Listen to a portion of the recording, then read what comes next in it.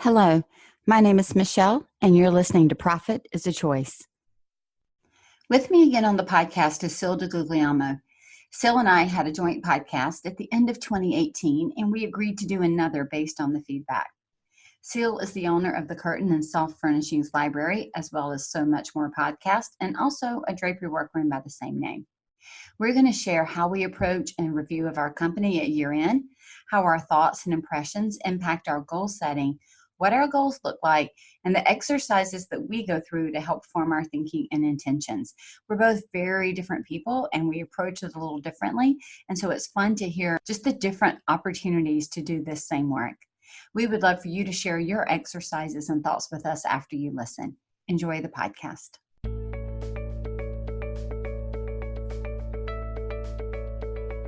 Every day, empowered entrepreneurs are taking ownership of their company financial health and enjoying the rewards of reduced stress and more creativity.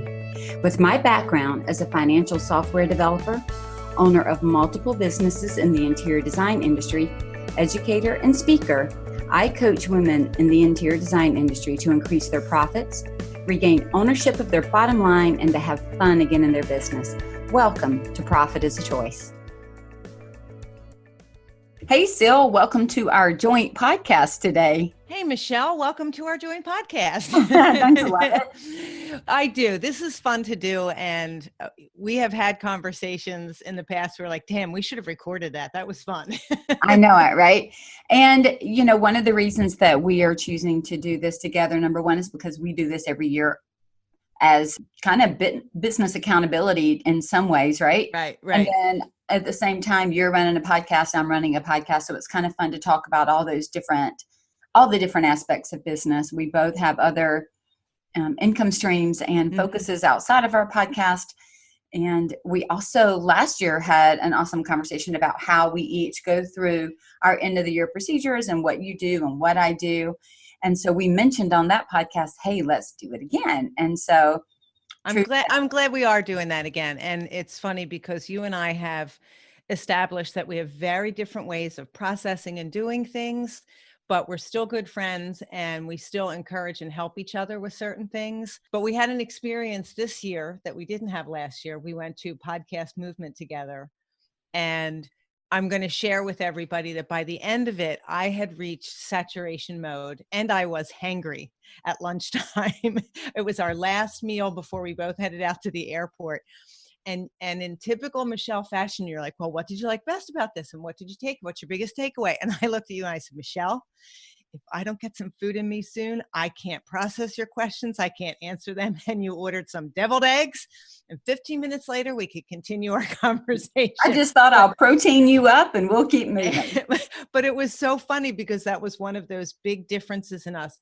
We had both taken in basically the same amount of input and content, and met and didn't meet and connected with people and all of that. And at the end of those couple days, you and I both had very different reactions. You were still revved up and asking questions. And I was like, give me food. I need food and I need some sleep.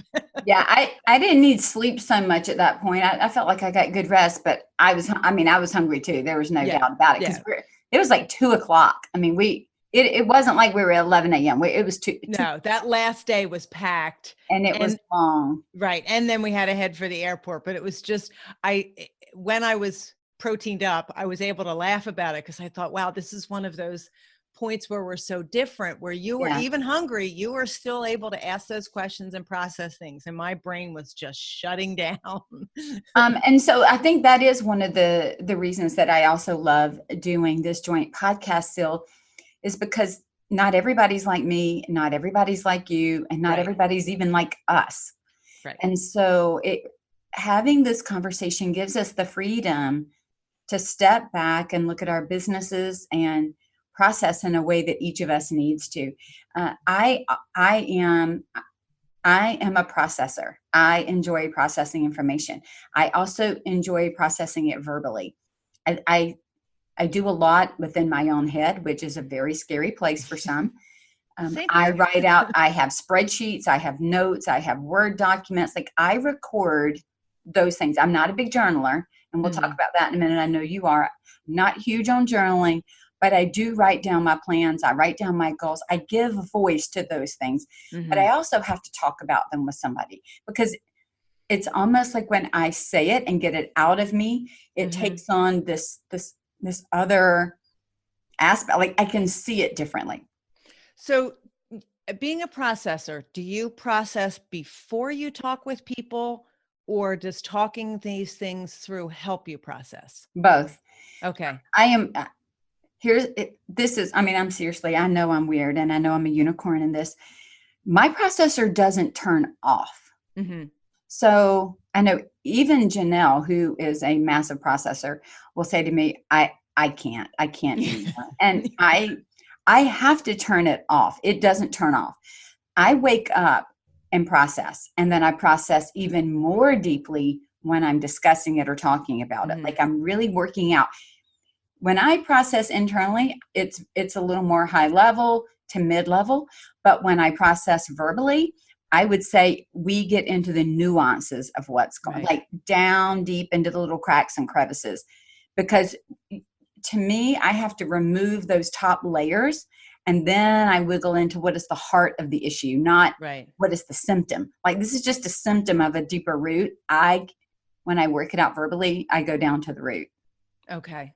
if that And makes sense. yeah, it does make sense. And I find that if I try to process some things alone in my scary head, it's I can't get through the weeds sometimes. So Okay. talking with people, especially people who will ask me questions like you, like Janelle, like my friend Dawn, who has this ability, even though she knows nothing about our industry except what I've shared with her, she'll ask these questions and I kind of look at her or look at the phone and say, how did I not think of that question? Like, how is that so obvious to her and I never saw it? So those are things, and you've done that with me, Janelle's done that with me, and I hope I've done that for other people. But those are the things that help me. Now, I don't necessarily finish the processing talking with someone, but the Right. questions help me go back to my scary head and finish the processing. But Right. I process significantly longer than you do, than Janelle Okay. does, than my friend Dawn does, who finally said to me the other day, how have you not made a decision about this yet? Just make it and move on. Yeah, I am a very quick processor. I'm a Yes. very quick decision maker. And when I've made the decision, I'm done, Right. and we're moving on. Right. I don't necessarily look back at it. Now, if new information comes to light, I will revisit it. Right. But if I don't get new information, I just keep going. And I don't keep going all the time. I often am kind of looking back and going, okay, was that the right decision? I do question myself a little bit more.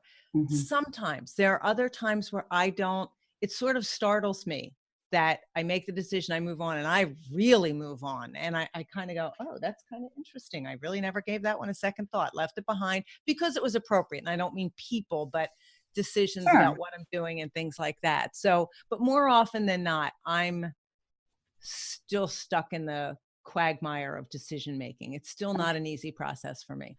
Okay. So one of the other things we talk about, and I know we've had this conversation multiple times on different podcasts, we're talking about this idea of introvert and extrovert. Yeah. And so, I remember even you, I mean, you're a self-proclaimed introvert.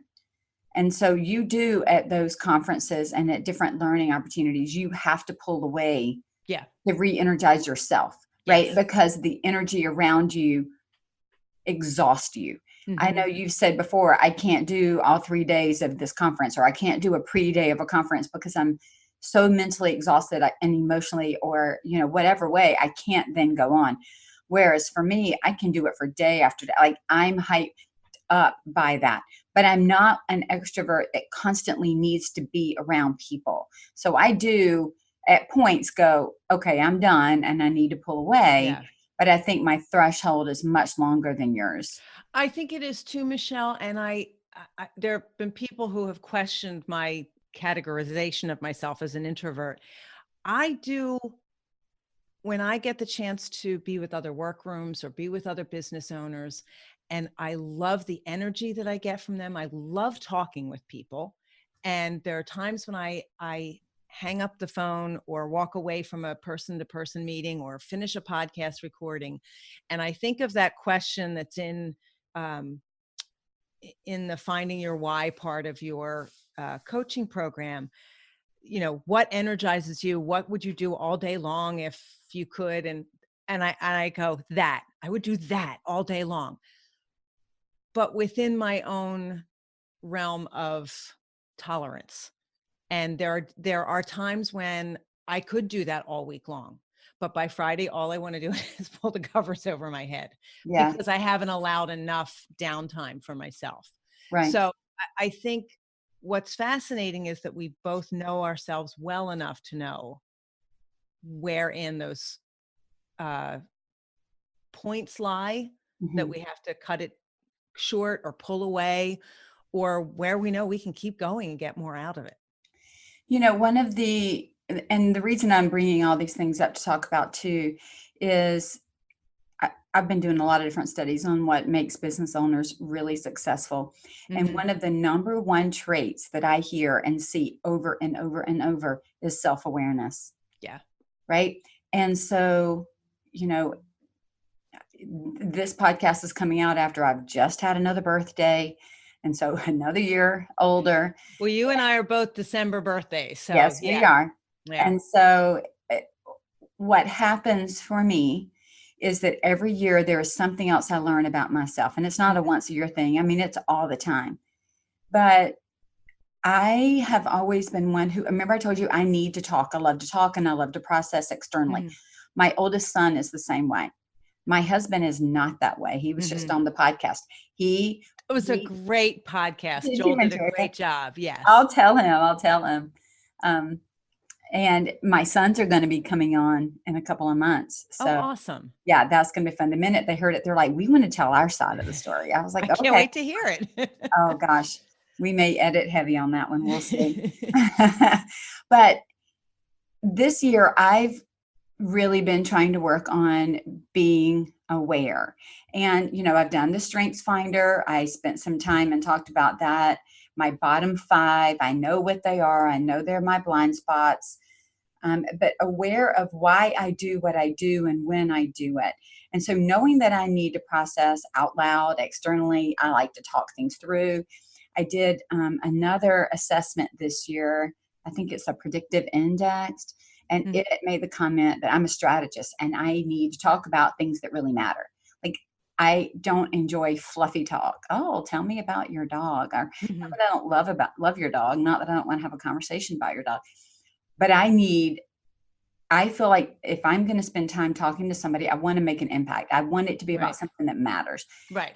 I can certainly do small talk at a networking event, but I just really like really knowing people. And like, I have this drive just to dig in. And that's why I ask those questions. And so the cool thing about it is because of the coaching aspect and the podcasting, I am talking and working things out with people all day now for my business. What that does is it frees up my family because, Because, you know, when your kids are little and you've only talked to the woman or the man that's at the grocery store and you're dying for really adult conversation and you don't get it. And you take my personality and put me in that. And I felt like I was in a cage. And then my poor husband, who doesn't like to verbally, you know, work things out, would come home and I would be like attacking him verbally to talk about something. Yeah. And so now it's great because I'm talked out by the time he gets home. He wants to talk a little bit. I want to talk a little bit, and then we move on and do something else. And so it's created a balance for both of us to get what we need with conversation. I like that. So by the time this comes out, I will have reached a milestone birthday, and I've shared my age, so I'm not uncomfortable with that. I'll be turning 60. I will be 60 by the time this podcast comes out. And I've also shared on my podcast, and I think you and I have probably talked about it on podcasts that we've done together. My mother never reached the age of 60. She died at 59. And so all of this year, I've sort of had this, I felt like it was a sense of gratitude first, but also a little bit of obligation to be able to do more than she was able to. She had emphysema and was sick for years. So the last multiple years of her life, she was not able to do a whole lot. And I know what an impact that had on her. And I was having a text conversation with my sister, Jackie, who I think is a wise and wonderful woman. And I said something about being blessed. I'm reading the text. I feel blessed to be given the gift of time that mom didn't have. I feel an obligation to use that gift. And she said, maybe just empowered to use the gift and honored to use it. And I like that. Yeah, Removing the obligation piece. Obligation feels heavy and negative. Yeah. And I think that that's so funny because you and I have had the conversation about getting to do something as opposed to having to do something.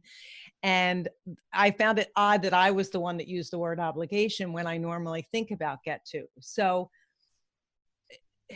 while I think I just needed to get past the point where I became older than my mom ever was, to be able to then say, okay, now every day's a gift. And we know that every day is a gift anyway, but now it feels I am older than, yeah. And I am now older than my mother ever had the opportunity to reach. And so I really feel much more gratitude about that. And what could have been kind of a depressing birthday in some ways is really, I'm celebrating it and I'm honoring it. And I'm so thrilled that I'm about to turn 60 because my mom never got to do that. And I'm doing it in a way that I'm much healthier. I can do more than she could do. And I've gotten to accomplish things that she may have wanted to do. Yeah. And I bet she would be so super proud. Thank you. I hope so. I hope so. And I still talk to her. It's been, 28 years since she passed away, but I still talk to her frequently. And I say that I hope you're proud of me and I hope you are proud of what I've accomplished. And she always was able to, my sisters and I joke about this. My mother was not effusive with compliments because the worst thing in my mom's mind was to be conceited and full of yourself. And so she wanted to make sure that none of us ever were. But I could see the pride. My parents were both really great about telling us about what our siblings accomplished. So we knew they had pride in us and each other. And my sisters and I would say, I saw Dad today. He said he was really proud of you for this, because my dad might never say that to them. And so we've always shared those little things, but I have no doubt that my mom and dad were proud of all of us. But I like to think that in using this gift of time and in trying to make the best decisions I can, that my mother would be proud of me. But it's now an honor for me to be as old as I am. So I'm trying to take that on the days that being about to be turning 60 doesn't feel so great. Well, let's be honest, you look 45. So thank you, Michelle. Thank you. I think I'll be curious at what age I get to when people stop saying, wow, you don't look your age. When I stop hearing that.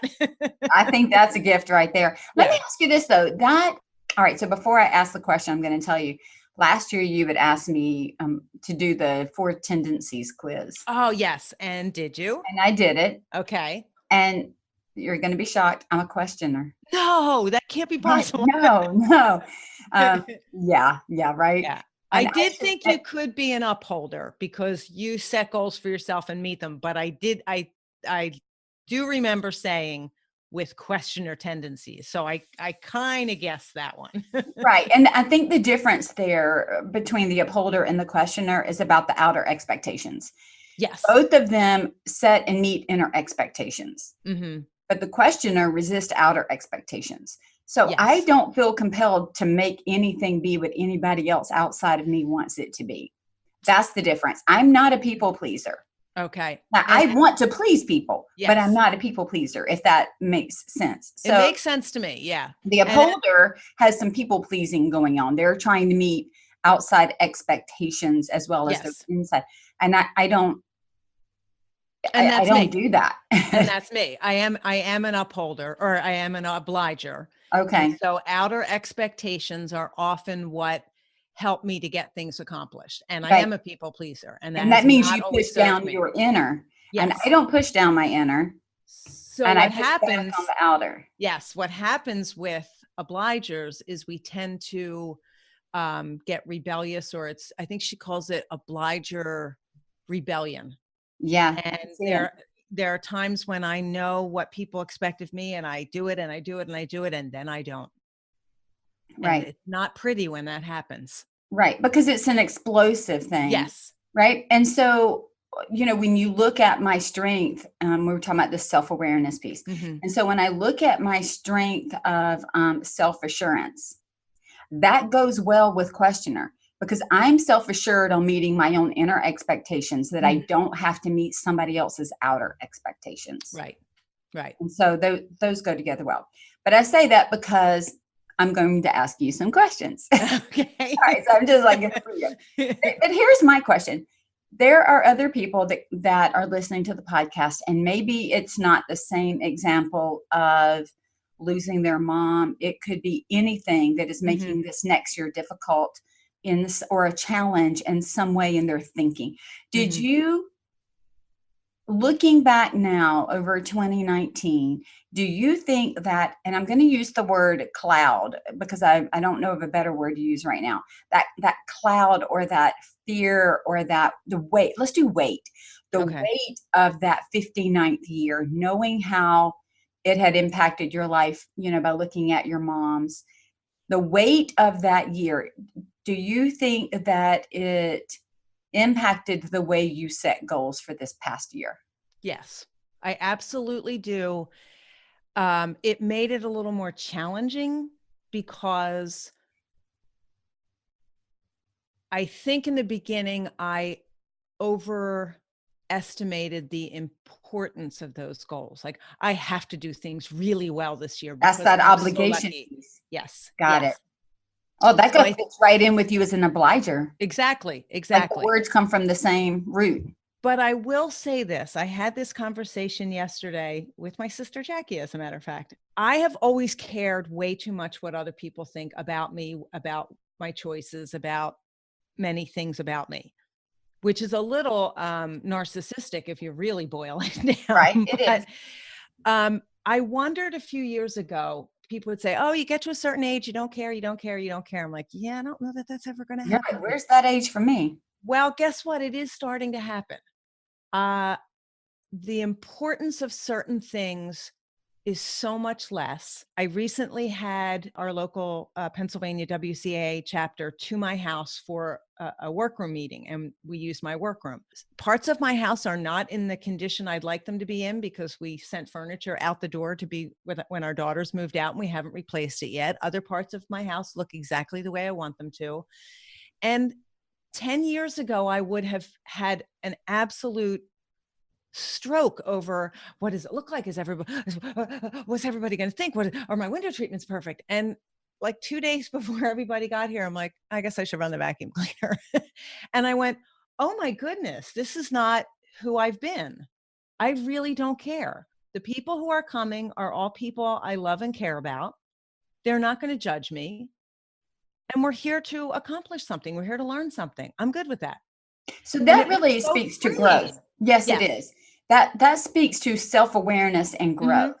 So, all right. So that was this past year. Looking forward into 2020, we'll talk about our goals later, but I'm just curious about the process.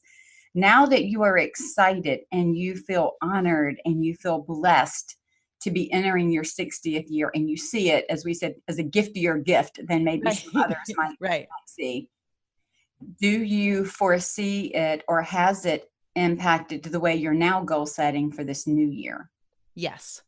In what way? On two levels. So I want to accomplish more, and I want to be more deliberate about choices. I know myself well enough that in the past, I've allowed decisions to be made or things to happen, and I just sort of respond and react. Now I want to be more deliberate. And what do I want for me? There's also this piece where, wow, I'm 60. That's great. Okay. That also means there's a limited amount of time left. I know that none of us know how much time we have. We could wake up any given day and it could be our last, whether we're 1 or 15 or 75 or 95. But the fact of the matter is at 60, I have fewer years left than I've already lived. So I want to be more deliberate about that and understanding what's more important. What impact do I want to have? And do I want to spend time pleasing people who are not really important to me? If it means income for me and I can get a job done and everybody's happy, I don't have to worry about, I'm using air quotes, pleasing them. And I think that's been probably more of a motivating factor in the past than it is now. And I'm also thinking about, okay, what do I want the rest of my life to look like? When do I want to retire? And what does retirement look like for me? It's not going to look like doing nothing, not for me. Yeah, But me what does either. it look like? So all right, so I want to dig into that and ask you another question. You said this year you want to accomplish more. Do you want to accomplish more because you want to accomplish that, or because there's some external force that you feel is pushing you to accomplish more? Like it's not enough. Like yeah, what you've done isn't enough. Okay, that's a good question. I truly believe it's because it's what I want. Okay. Because I know how I want to feel, and I know when I set a goal for myself and meet it, that it feels good. Okay.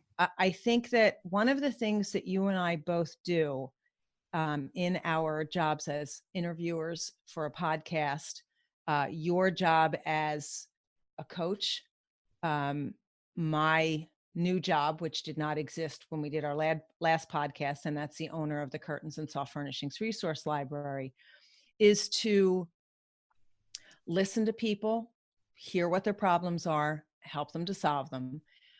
But Sue Gillen and I had a conversation where she said, sometimes, Ceil, I worry about you because you're talking with so many people, some of whom have become very successful in their businesses. And I worry that you might be comparing yourself to them. And 10 years ago, I couldn't have done this podcast because every single person I interviewed who I thought might be more successful than me, it would make me feel compelled to do something different or do it like them, or maybe I should have done this. And I'm not saying that every once in a while when I interview somebody on the podcast who didn't make a choice that I go, I wonder if I had done that, how that would have worked out for me. But really and truly, it sort of stops right there. It's sort of a, that's interesting. And then I move on because I didn't make that decision and I'm okay with that. But I've even seen that growth in you just even over the last 3 years.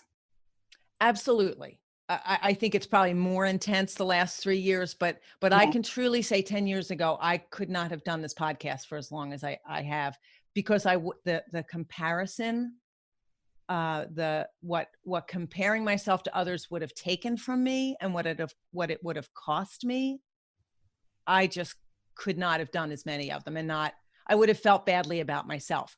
That would have been those outer expectations, which, by the way, no one actually has. Those are my perceptions. Right. So for me, I think that my ability to stop and say, what do I want, has actually increased. Yes, it has. I've seen it. And it still doesn't come easily to me, as one of 9 children, as someone whose upbringing was to always think about other people first. It doesn't come naturally to me, but I think it's finally that, grab your own air supply first is finally sinking in for me. And now, because I don't have the obligations, both of our daughters have moved out. I don't have anybody else to take care of the same way I used to. So how about for you, Michelle? So I've added a few new things into the way I've been processing my year and moving forward. And I know we talked about this a little bit last year. I just got through with a big business retreat with some of my one-to-one clients. We go off for a week down to the Isle of Palms to some resort and work on our business and plan the year. And one of the things that I always do is I stop, of course, and look back and go, what just happened this year? Like, really, what happened? And I don't full on journal, but I do write it down. Here's what happened. Here's what was great. Here are all the people that helped me, kind of your gratitude conversation. Here's anybody who had any input into my success or what happened in my year, even if it was just by friendship. Here's what I would love to have happen again. And then I look at what failed or what didn't go the way I wanted it to, or that was a misstep. Or, I mean, we can define it anyway, because some years I don't have huge failures, but I might have something that didn't work the way I anticipated. What happened and what did I learn from that? And what will I pull forward to move into the new year? And then the other thing that I've been very intent on, I did it this year. I've done it every year, but it's being more and more refined as I go forward, is where do I want to spend my time? And I call this all the time, profit firsting my time. The same way that you profit first your money, which means you look at what's most important. I've been profit firsting my time. And I like that. Yeah. So here's what that means to me. We've heard it called the owner role, the queen bee role. I mean, we've got all kinds of names we can call it. But in my company, what is it that I can do that I'm the only one who can do? And what is it that I want to do in that role? And so I've gotten very, very clear on what it is I want to do, which is at the highest level. And for me, it is create and to coach. That's what I love doing. I want to create content and I want to coach, speak, share, write. That's what I want to do. I want to get it out, right? That whole processing thing. And so for me to do that, I know that I have to create space, because I am not willing to take up family space to do that, because I'm so overworked in another area of my life. So as I'm looking into 2020 and thinking about my goals, and, you know, my parents are both living, so I certainly don't have that same idea as you do, but I do have 3 autoimmune diseases, and my health is very important to me, because I almost wasn't here 7 years ago, right? That's the whole reason I started this business, is because of some massive changes in my health. And so I have to honor my body, and I have to honor the fact that it gets me up every day, you know, not to mention in the middle of the night when my blood sugar drops. But that's okay. I told my son yesterday, I said, there are so many things that we take for granted every single day until they're not there anymore. It could be a person, it could be a process, it could be technology, it could be a pancreas. And I never was thankful for that until I didn't have it. So what it's done is it's made me see the world differently, because I want to make sure that I have time for my husband. I want to have time for my kids. Mine are both grown. One has already moved out, and the other graduates from college shortly and will be starting his own life. I know that, in the next 5 to 10 years, I'll probably have daughter-in-laws and grandchildren and different things. And like you, I'm not 60, but I know that there are other things that are going to be impacting my life. Yes. And if I don't start now creating the business that I want to continue to have in 3 to 5 years, it's not going to just show up. Exactly. Right? Exactly. So I have been and am being very intentional about what is it that I want to create? What is it that I want to do and feel energized? Like, I don't want to feel like I'm exhausted and then picking up the phone to talk to the next client. It's not fair to me, and it's not fair to them. So I want to go into all of my calls, all of my speaking engagements with excitement and vigor and anticipation and energy. And so I have to protect it to be able to do it, right? So I am profit firsting my time, which means what's most important to me. And I wrote down, I want here's the way I did it in the last course. We all talk about being balanced. We talk about being centered. We talk about how we want to live our life. I just have been begging my clients, write down what that means to you. For me, I think I mentioned this last year, it's cooking dinner 2 to 3 times a week in my home with ease. It is going out with my girlfriends a couple of times a month with ease. It is seeing my kids, being able to have weekends with them and do things with them and with my husband with ease. Notice I keep I'm adding with ease. Michelle, those are 2 such important words, because we can still cook the dinner, but if we've worked until 5 minutes before it's supposed to be served, and now we're throwing everything together and we're resentful, that's the deal right there. That's not how it should be. So I'll tell you in a minute a book that has been instrumental in my year this year, that has also helped inform me of how to move forward. but it uses the word disease. Now, I get that word thrown at me all the time because of Right. autoimmunes, but disease means without ease. So Dis-ease. Yeah. anything we do without ease is disease. And I refuse to let the things that I want to bring me joy in my life be a disease because I did them without ease. So Right. when I say this is what I want to have a balanced or a centered or a three-dimensional life, because I'm saying that, I've got to plan for that. I've got to create that. I've got to put that into practice. And so the only way that I can do that is with intention, by profit firsting my time. Mm-hmm. I remember when the kids were little, I would wait to the last minute because I was trying to get 3 extra things done. Right. And then Right. I'd Right. like, come on, boys, come on, get in the car, get in the car. And then they would get in the car and they wouldn't have their shoes on. And then I'd be mad and angry because they didn't have their shoes on. And really, some of it was my issue, not theirs, Right. because I didn't give us time to do those activities with ease. And so with ease is my phrase for 2020. Okay. I What like if I that. could work with ease? What if I could serve with ease? What if I could love with ease? What if I could do these things intentionally, but in a way that makes me feel good, right? Yeah.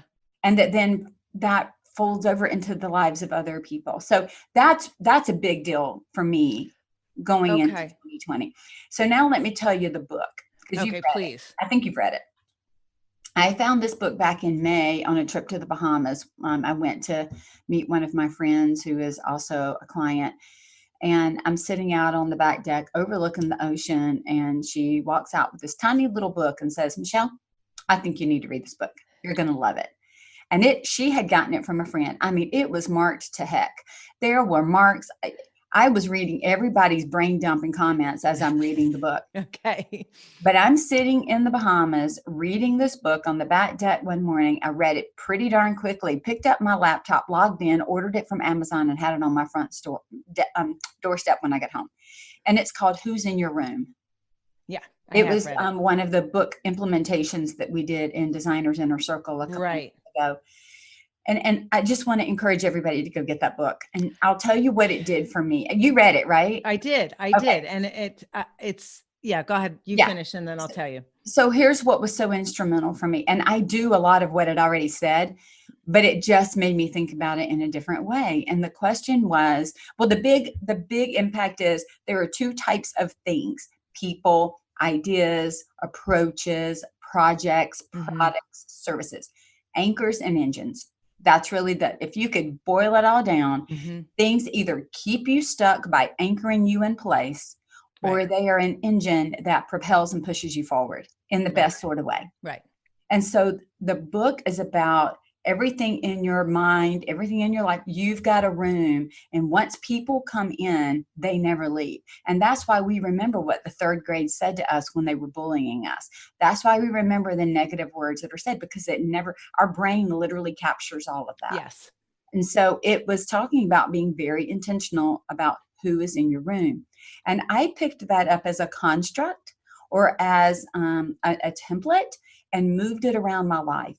So I started thinking not just who, as far as people are in my life that I don't want to be there, or that are taking up space they shouldn't be, or that are anchoring me down, but what services am I offering that feel like an anchor to me, that are no longer an engine? Which products do I offer that are making me feel that way? Which activities am I doing that make? So I picked it up and moved it around my whole life. What things are in my home? What things are in my home that make me feel anchored and don't make me feel exciting? Where can I get more of this engine and less of that anchor? And by picking it up as a construct and using it around my whole life, it freed me up to then start making decisions about things, like you said earlier, that I had just allowed in, or that I had created in my own life that started off as an engine, but now were anchoring me from where I want to go next. And that book, it's small, it's tiny. Yeah, I'll put it in the take show long notes, to read. Yeah.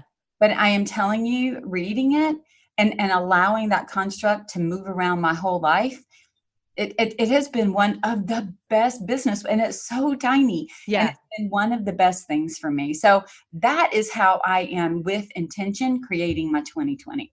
Okay. I love that. And I'll tell you that I loved the book, but like many things, and you even alluded to this, you can have a loss in your life and it can become, instead of something that pushes you forward, it becomes an anchor. So I first started to read it and I became a little overwhelmed with the idea that there were people in my room that I had let in and I can't push them out, because I still remember that 10th grade day and what that nasty kid said to me for exactly the same reasons that we said. And as I started to read it, I thought, I can't deal with this, because now what do I do with all these people who are in here? And then I did keep reading, and I realized that I have the power to choose how much space I give them and where I put them in my room. And the back corner on the shelf. Exactly. And that's where he is now, although I've talked about him a couple times just in reference to this. But what he had to say to me doesn't have the same impact anymore. Because first of all, he was a 10th grader too, and who knows what was going on in his life. But Right. I don't bring it out. I don't bring him out and think about it. He's on a back shelf. Yeah. So two other things, Ceil, with that. Here's a new exercise that I used for myself and for my clients. I had them write down on a piece of paper every limiting belief, all of that stuff that might still be towards the, as I'm going to air quote, the front of your room, meaning the front of our consciousness. I had them last week write every single limiting belief, every voice that told them they couldn't, everything that they had that was stopping them from the 2020 that they said they wanted to have. And then I had them sit with it and ask themselves, and what is it costing me to carry this? Right. What is the cost to me? And it's, some of it could be money, but some of it is peace. Some of it is, stress inducing. Like there is a cost to holding on to these negative feelings and these less thans and these can'ts and these shoulds and shouldn'ts that are imposed upon us. Right. And after they sat with it, I asked them if they wanted to carry that junk into 2020.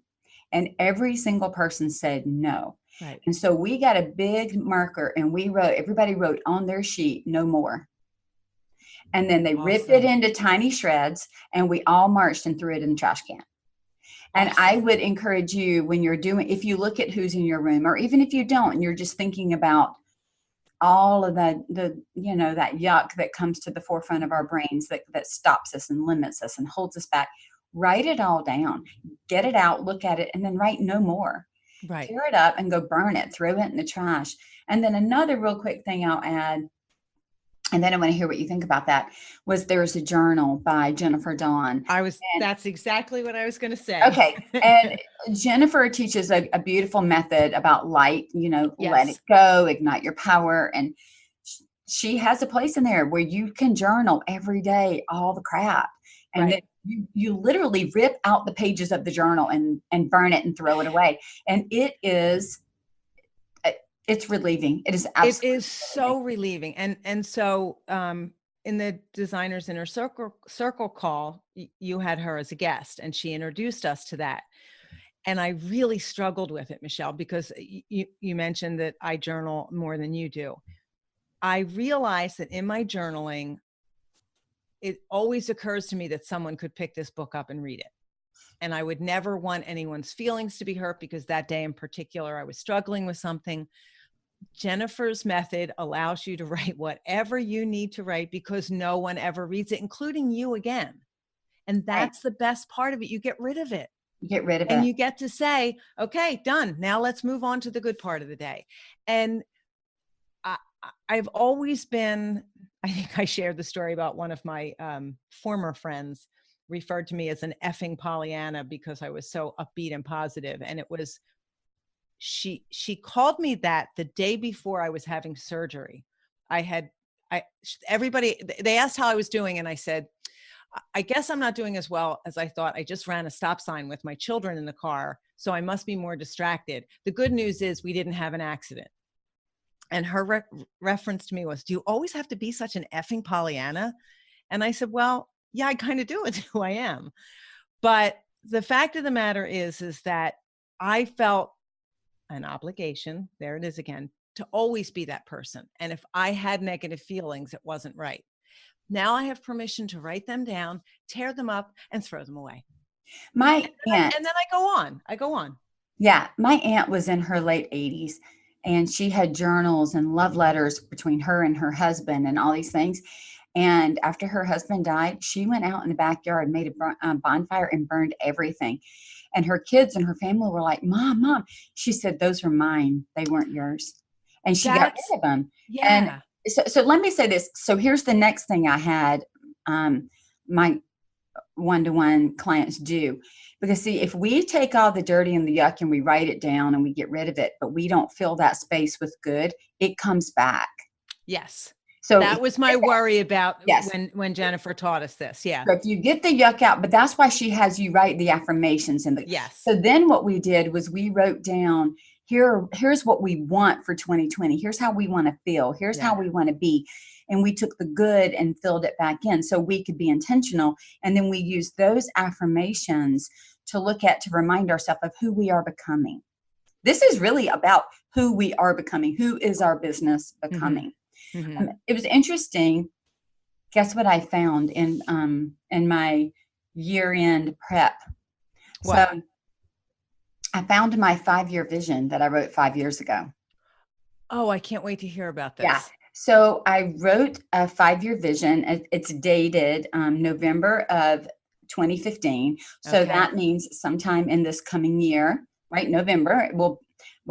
I will have already hit 5 years, but 5 years from this point. Now, at this point, I had already been in business, in this consulting coaching business, almost 3 years. I started in January of 13, and this is November of 15. So I was already 3 years, well, let's say 3 years in, and this was another 5 years out. And I found it and started reading it, and I thought, oh my gosh, that's what I'm doing. Mm-hmm. And that's why it is so important when we do this, that look forward to look back exercise that we talked about, writing down these things as if they've already happened, because the brain does its best to work it out. So I'll give you a couple of things that I had written down in my 5-year vision 5 years ago. It says, my ideal team is small and mostly women, highly skilled in their positions. The goal is to work with independent contractors, women who own their own businesses, because I don't want a big group of employees. I've had that before. I don't want that again. The business allows me to do my best work, whatever it is at the time. I may be teaching, sharing, speaking, coaching, or writing, but I will be flexible and not stagnant in any way. The business will be highly profitable. Top line and bottom line will always be considered. Out of the profit of the business, I will help support others. This may be in the form of charitable donations or microloans to women. With the flexibility of work product, the business will be flexible in timing and location, allowing me to travel and do off-site work. There will always be time to take care of me and my health, as well as my family and friends. My attention will be focused on how women see themselves and how they translate their gifts, talents, and abilities into the world around them. Prayer and biblical consideration will be a daily part of this business and how it grows and operates at every point. Wow.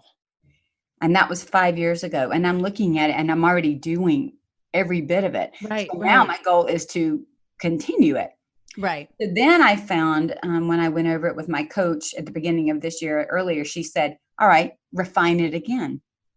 And so I won't read all of it, but I am in May of 19, wrote down even more detail, like where my income will come from, how many days I'll be doing A, B, and C, what my clients will say about working with me. I wrote in how I will be creating deeper relationships with my clients, how I will be collaborating with others, what my teams will look like, how I'll feel supported by my family and by those I work with, how I will, this is a big one for me, I will have a couple of outlets to express myself creatively other than my business to make sure my life is well-rounded. And so I'm bringing that one up because my first 16 years was as a drapery workroom, right? Wholesale and retail. So I did the design side and the others. So I was constantly creating with my mind and then creating with my hands. Right. I am not creating with my hands, and I'm missing a piece of that expression. Mm-hmm. And one of the things that I have wanted to do for years, and I dabble on my own, is painting. I've Mm-hmm. always wanted to do that. And so I am looking at how to take a watercolor class a couple of blocks over from me, Right. block my work day to go do that. And that feels like a huge deal Mm-hmm. to block that time. Yes. But I think I'm going to try to do it. It's only for 6 or 7 weeks. It's not like a whole year. It's a short amount of time. But I need to remember that whole profit first of my time. Right. Because that is what I don't have in my calendar right now. So the Right. only way to get it is to put it in my calendar and go register and pay for it. And then I'll know that I got to get up and go. Right. So the painting is actually something you and I have in common. I have not been to my painting class most of this year. No, it's what I want to have in common with you. Yeah, because you've already done it and do a good job. I want to do it. And I miss it terribly. And that's actually one of my goals, is to get back to it.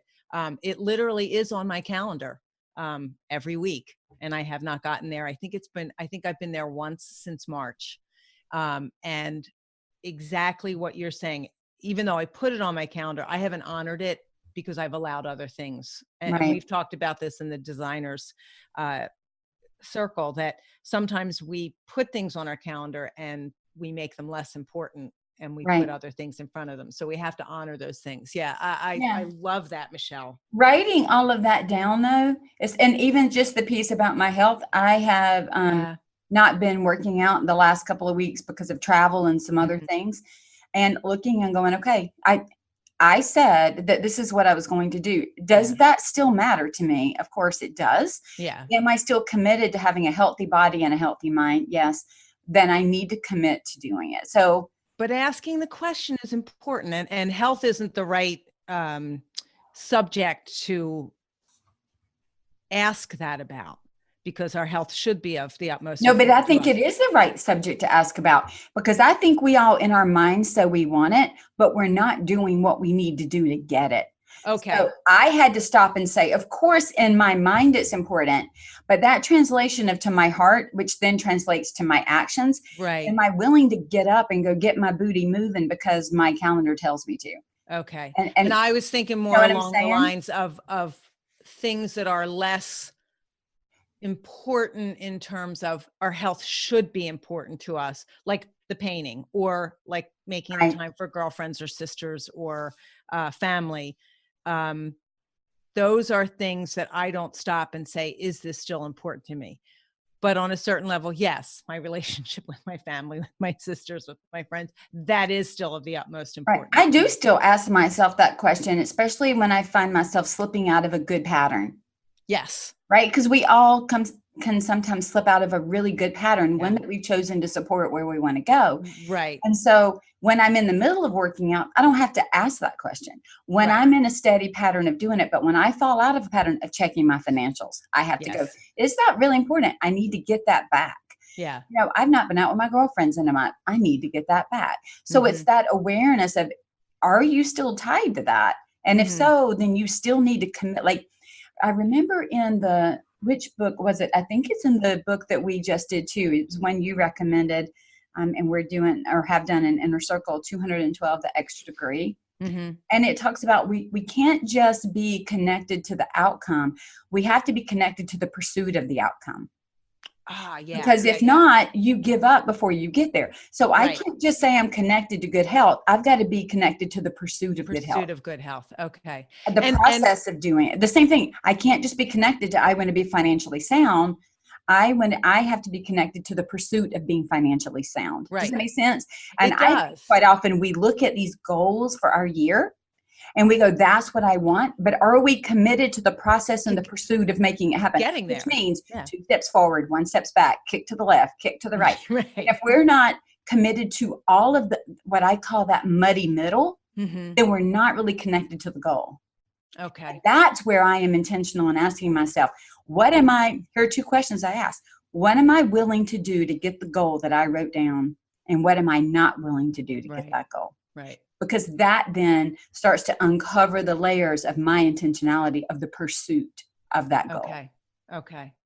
Yeah, I agree with you. I was thinking more along the lines of, are there things that are no longer important to me, and can I shift things?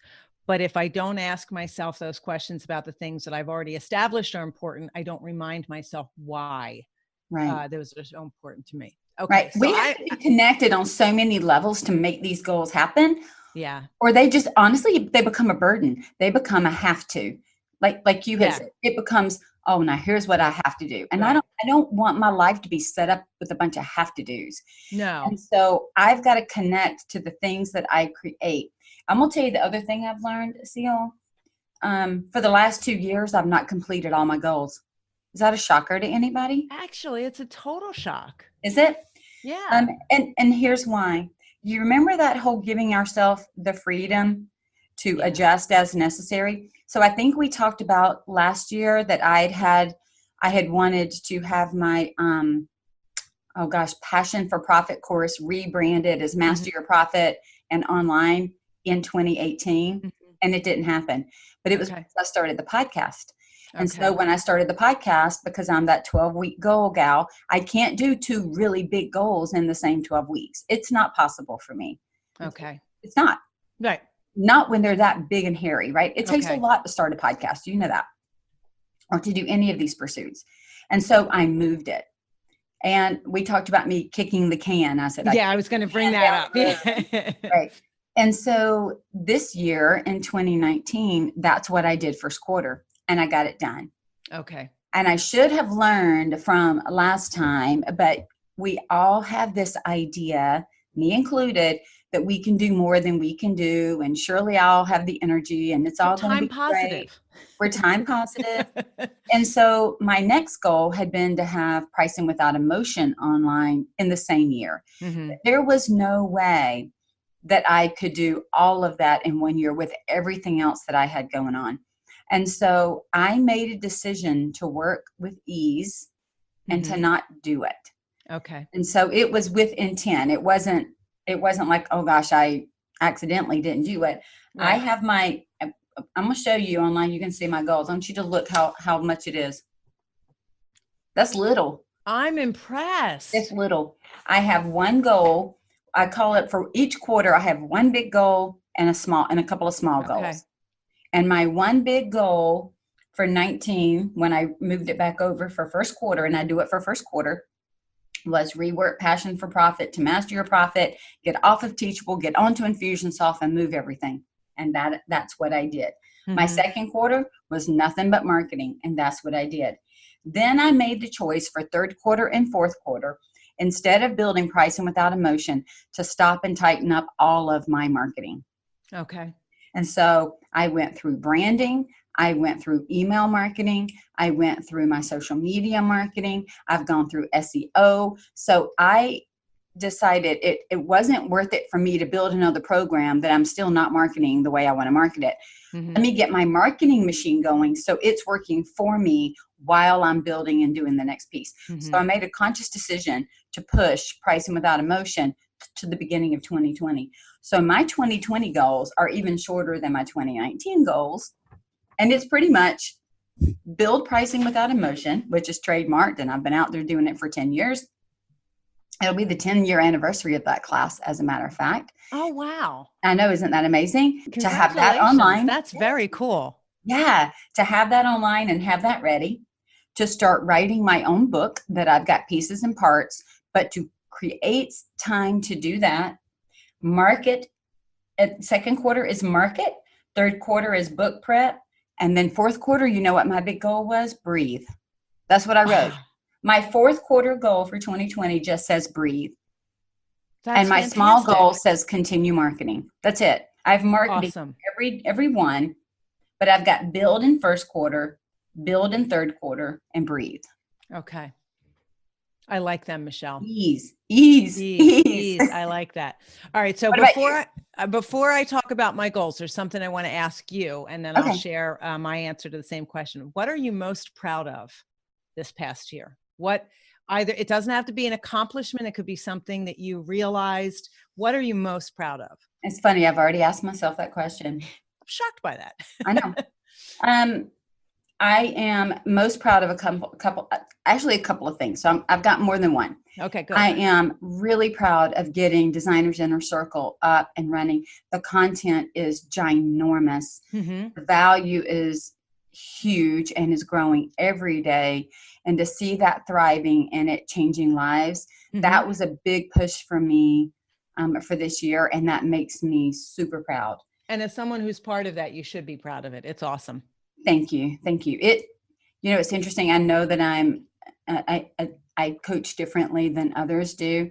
And so I definitely don't have step one, step two, step three. It's more like, what do you need? Let me help you get that. And I love being able to do that in that way. My next big accomplishment this year was my 1-year podcast anniversary.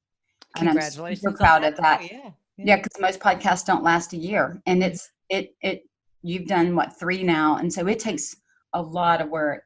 And then my other major accomplishment that I'm super proud of is, and I've shared this before, marketing has not been, I've done the pieces and parts, but it's not my jam. Like, that is not my superpower. And I committed this year to marketing, and I actually won Marketer of the Year for Profit First, which cracked me up because that's I'm so cool. Reading affirmations every day, trying to make myself believe that I can market, and I can do it, and I'm understanding it. I still am hiring people to help me do it all, but I understand exactly what I'm doing and where I want to go, and I'm the one calling the shots of what I want to do and don't want to do and how I want it done. But to have won an award for something that I felt like I was less than in. That you were telling yourself you couldn't do. Right. For so many years. And then this past year was, no, this is my year. I'm going to do this. And then to, not even, and it wasn't an award that you put your name up for. It was one that they watch and see and call you out for. Okay. And that was super special. I mean, I've got it sitting over here and I look at it, and every time I look at it, what it is, I'm trying not to cry. It's a reminder that I can do what I didn't think I could do. And what you set out to do. And that you changed your mindset. And then I changed my mindset. And that's the like, I want to just cheer on that. That's so awesome. And it's so funny because, there is not a coach alive. There's not a person alive who excels at everything all the time. That's just not the way it works. That's not how life works. It's not how life works. And so I know just enough to be dangerous on some of that. Actually, now I'm even more dangerous. But we all have those areas. Every single one of us has a tender area that we feel like we don't understand the same way others do, or we haven't gone deep in. I have the ability and the capacity. This year, I really worked on a growth mindset with regard to marketing, not a fixed mindset, right? That whole Carol Dweck. I can learn this. I can do this. I can own this. And I have. And so that's the same feeling I want my clients to have when they work with me. They come in going, I don't know. And I'm like, that's okay. Let me help you. And I think it's also important to share that I went and hired people to help me. Like, I didn't sit here and stew over, I can't do it, or sit and try to figure it all out by myself. I've done some of that, and that's okay too. But I reached a point that if I want to get what I want to get, and if I want to go where I want to go, where I have mapped out, I need professionals to help me get there. And it will cost me less in the long run by getting them to help me than to sit and stew and try to figure out, because the minute I do all that, I'm now taking time away from my family, and that's a barrier I'm not crossing again. And or not doing the things you do best. Right. Yeah. Right. Nobody wants me to be their SEO guru. They want me to help them do something else. I'll send you to the SEO guru. I know enough about it to give you high level information and then send you somewhere. And that's what I love doing, is really focusing on when I do well. So that was probably more than you ever wanted to know, but those were my 3 big. I love it. Down the 3 things I was most proud of accomplishing this year.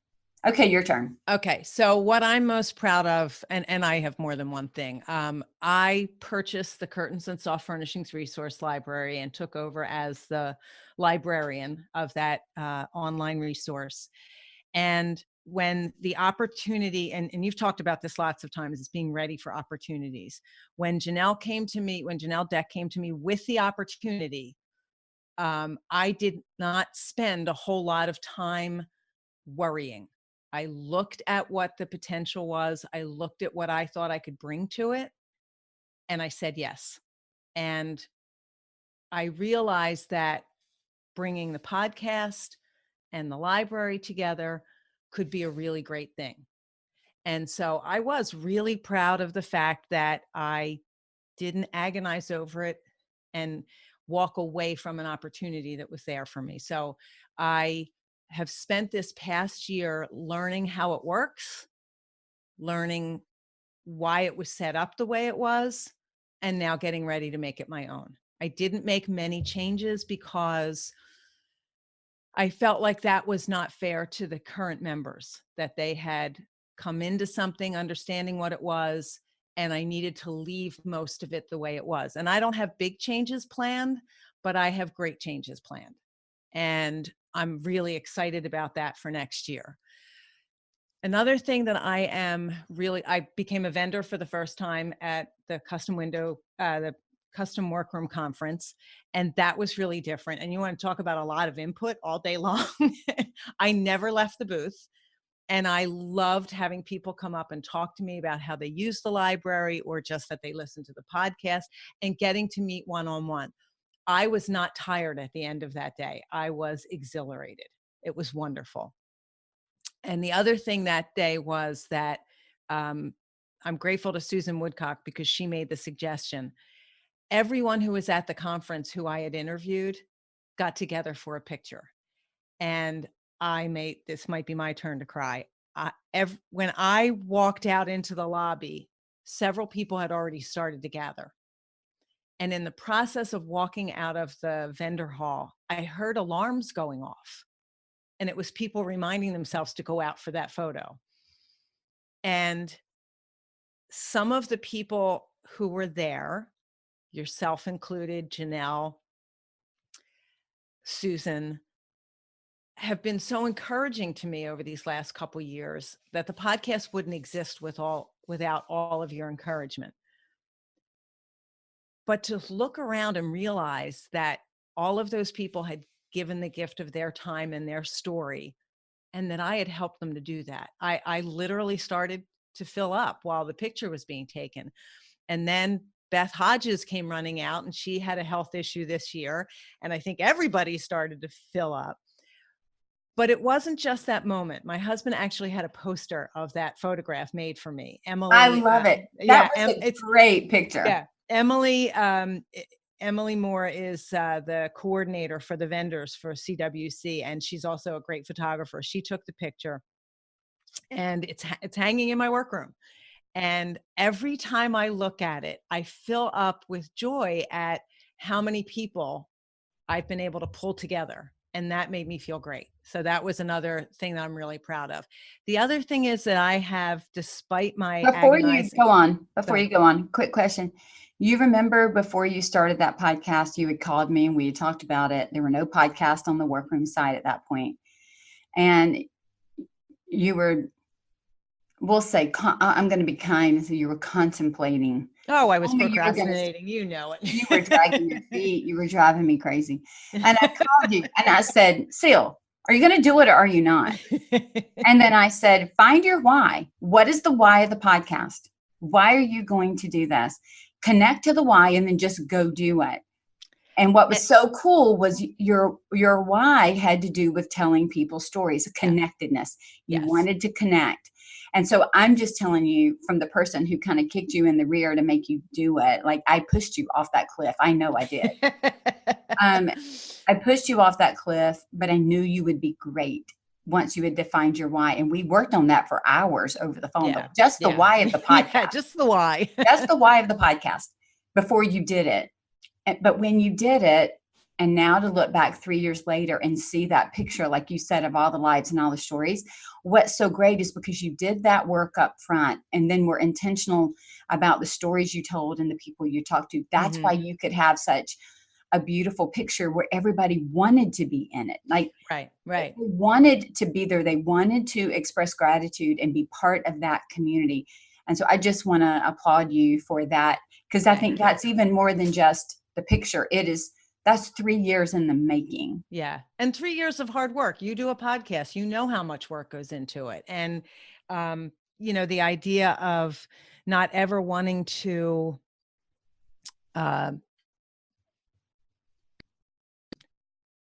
ever wanting to take advantage of a difficulty that a person has gone through, but to encourage them to talk about whether it pushed them forward or held them down. And did it hold them down for a while and then they went forward, or is it still holding them down? Because that's their story.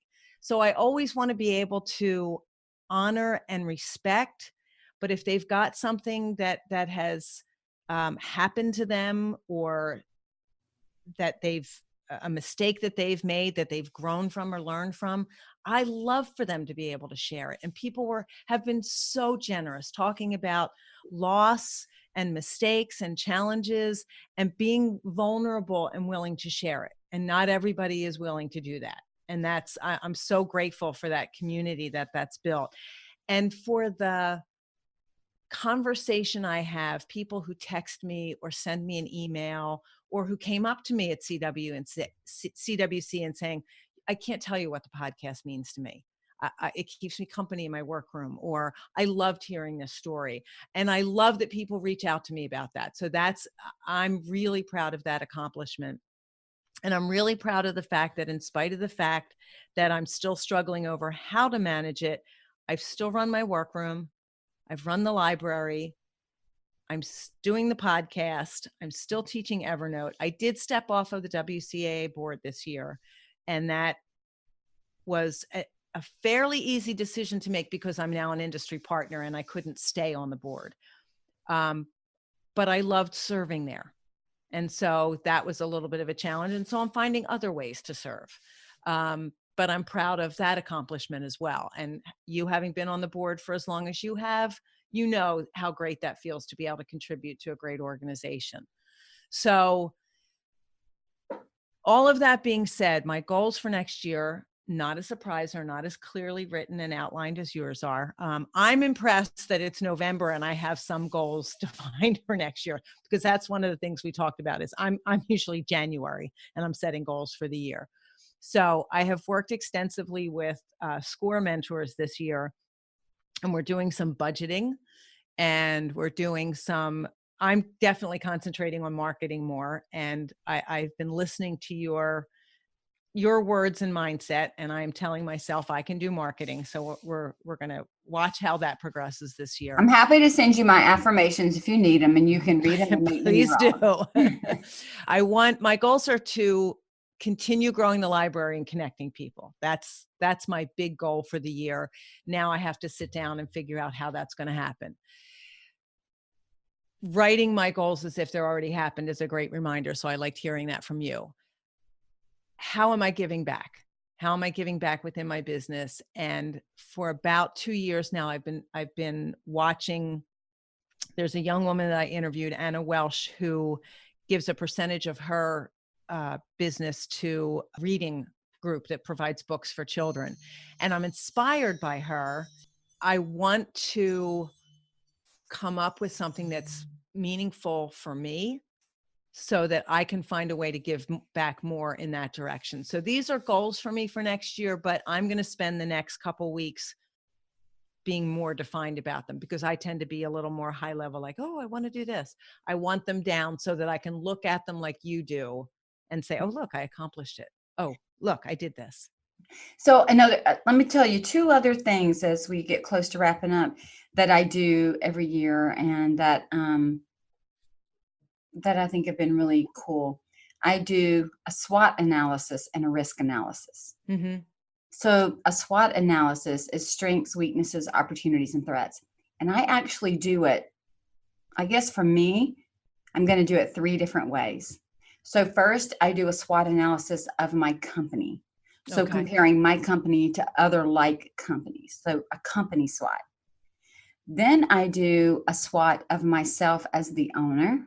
Mm-hmm. And then I do a SWOT of my subcontractors. Oh, that's so if I had employees, I would do it of my employees. Right. Because what it does is it helps me look at what are the strengths, weaknesses, opportunities, and threats of my subcontractors. Do I need another one? Have I outgrown one? Are they now offering something I don't need, or in a way I don't need it? Do I need somebody new to add to the team? Mm-hmm. Which I've done this year in a couple of ways. when I look at it at my company, it's a comparison of company to company. But when I look at it for myself, it's like, how am I working out as the owner of this company? And then what it helps me do is create an educational plan for myself. It Okay. helps me to create a marketing plan for my company. It helps me to create plans on how to work with my subcontractors. So I've found that to be super helpful, is Okay. to work through a SWOT, but to do it with like coming at it 3 different ways. I have Right. my I have my clients do it if they have employees, to do the company one, have their employees do a company one.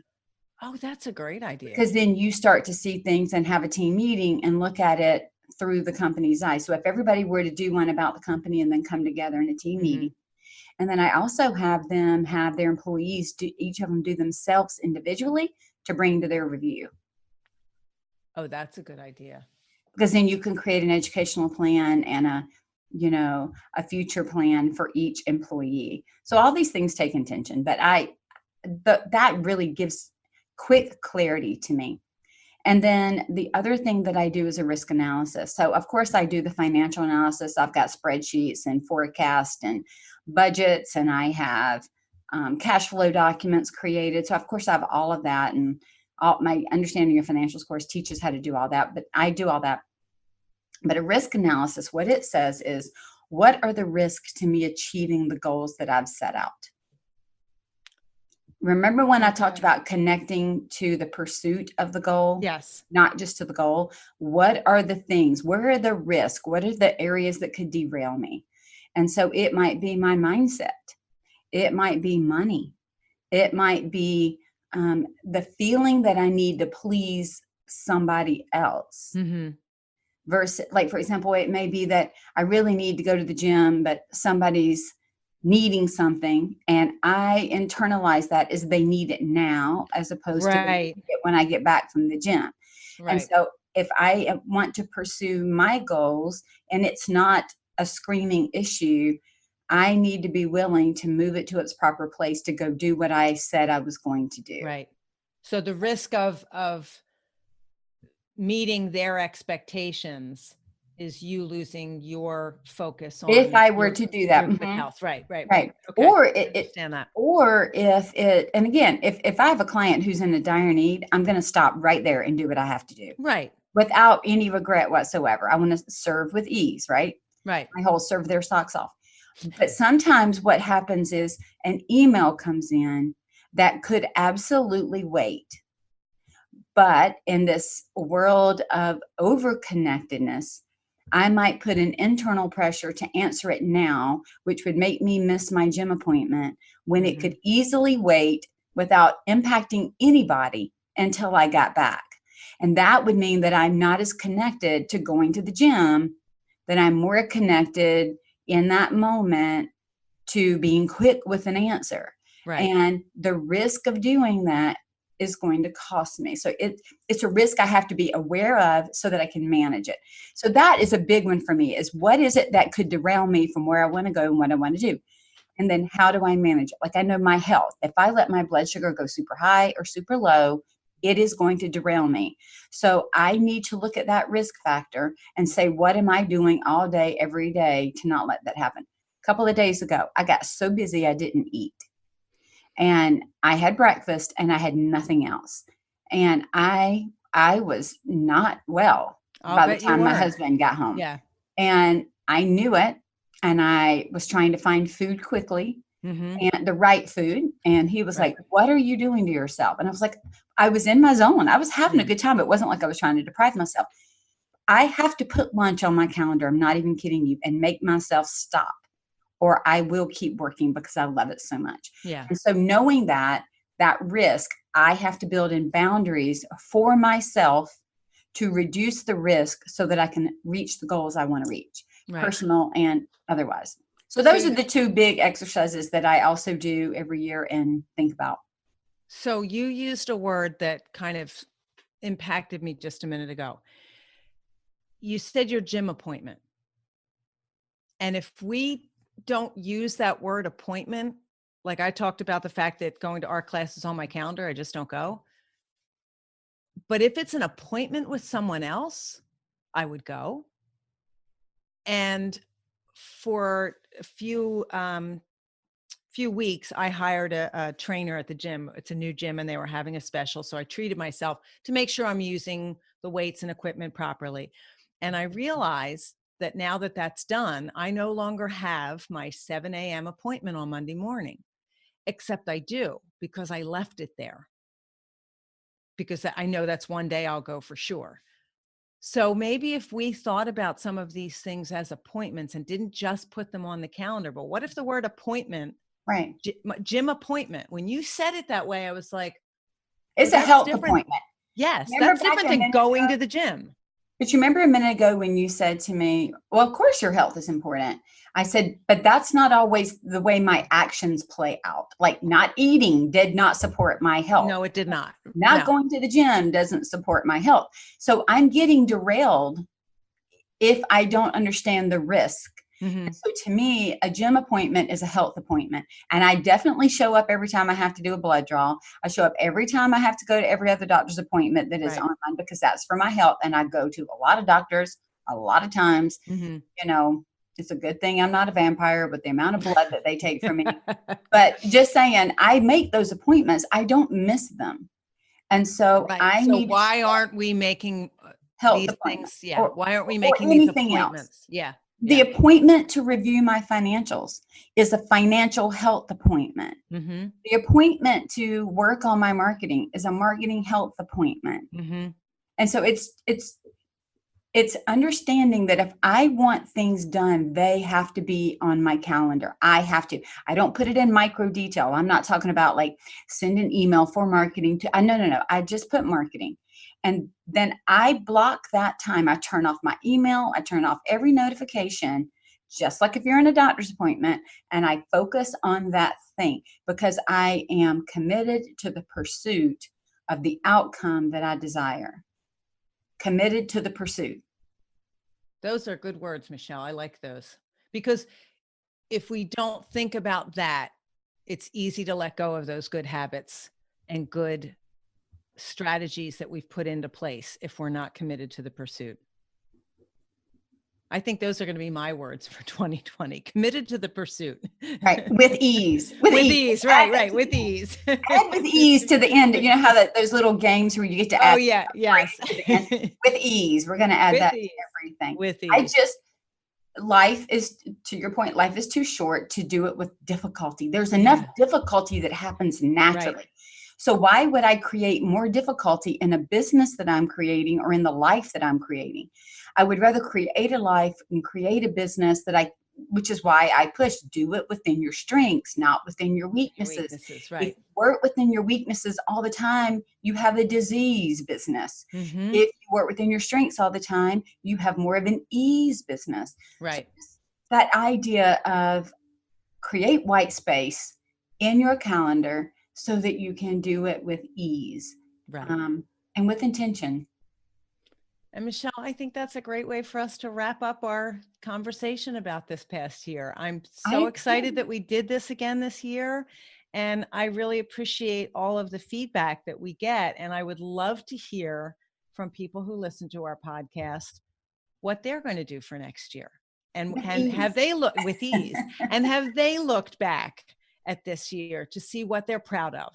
And I'd love to see people post it on, we both have podcasts, Facebook pages. I would love to see people post what they're proud of.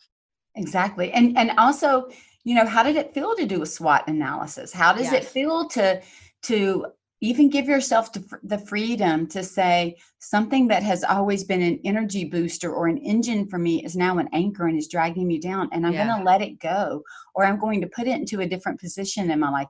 I would love to hear how all of these ideas that we've talked about today and how we're putting them into practice in our business in different ways, how they're doing that, because that's what connects us. Yeah. Please jump onto our pages and talk to us about this, because we both love hearing about how you process our ideas or conversations, and we love connecting with all of you. So our best wishes for a happy and healthy 2020. It's a new decade. everything's a new start, in my opinion. Not everybody feels January 1st. If you're a questioner, you may not think January 1st is how does Gretchen Rubin say it? It's an arbitrary date. However, it is a start to a new year and a new decade. So I would love to hear what everybody wants to accomplish this coming year. And if I could just wrap up by saying this, I'd certainly want to hear the same. But I use this phrase all the time, and I truly believe it. It's never too early and it's never too late to do business better. Love And so it. just because we've never done it before doesn't mean we can't do it now. And so I just encourage everybody, even just to choose one of the things that we've talked about and add it to your toolbox of how you'd like to look at your business, and just do business a little better in 2020 than you did in 2019. Sounds great. Thanks so much, Ceil. Thanks, Michelle. Bye. Bye. It's always so fun to speak with Ceil. You know, we often keep going as if we're just hanging out pontificating on business and life, and I love that. We seriously would also love to hear how you review your year and plan for the next. In many cases, you heard Ceil and I refer to some of the work we do in the Designer's Inner Circle. I would love for you to join and be part of these ongoing conversations. None of us should have to do business alone. And in the Designer's Inner Circle, we walk beside you each step of the way. For more information, go to scarletthreadconsulting.com. Have a great year in the pursuit of your goals. And remember, profit is a choice. It doesn't happen by accident.